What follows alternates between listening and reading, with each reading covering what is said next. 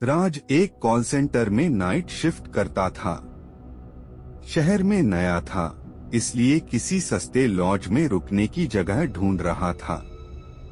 उसे एक पुरानी सी बिल्डिंग में एक कमरा मिल गया, कमरा नंबर 309।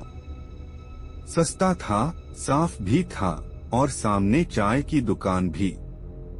राज ने ज्यादा सोचा नहीं और वहीं रहने लगा। पहली रात अजीब आवाज। रात के 2 बजे राज की नींद एक आवाज से खुली, जैसे कोई दीवार पर धीरे धीरे नाखून घसीट रहा हो।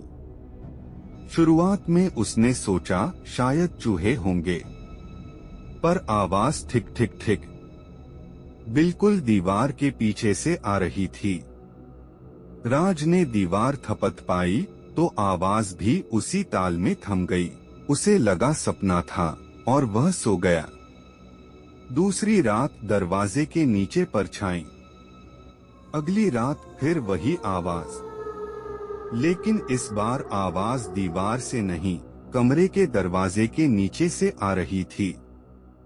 राज ने हिम्मत जुटाई और उठकर देखा। दरवाजे के नीचे किसी की परछाई दिख रही थी। कोई बाहर खड़ा था, बिल्कुल चुप और उसके कमरे की तरफ देख रहा था। राज ने डरते डरते पूछा, कौन है? परछाई हिली नहीं, बस हल्का सा फुसफुसाहट जैसी आवाज आई।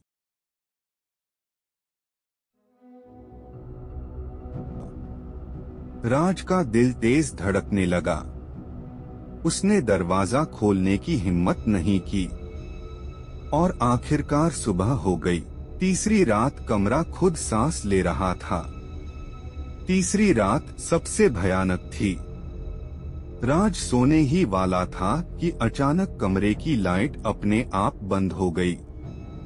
अंधेरे में उसको लगा जैसे कमरा सांस ले रहा है। दीवारें भीतर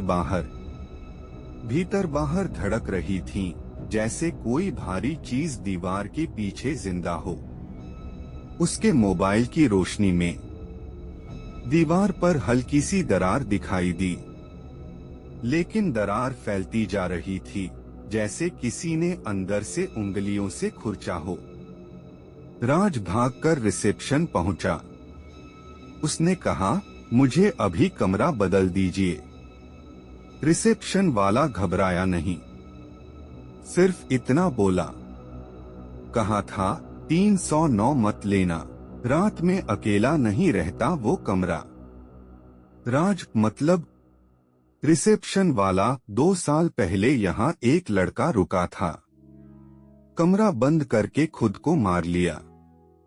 उसके बाद से 309 में जो भी रुकता है उसे दीवार से वही लड़का बुलाता है।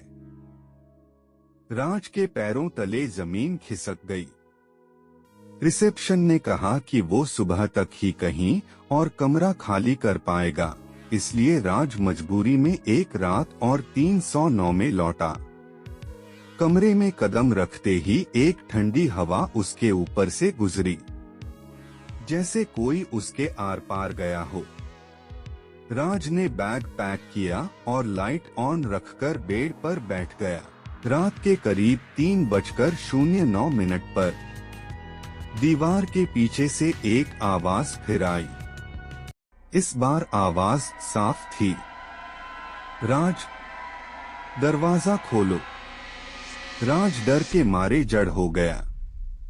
लाइट अचानक फिर बंद हो गई।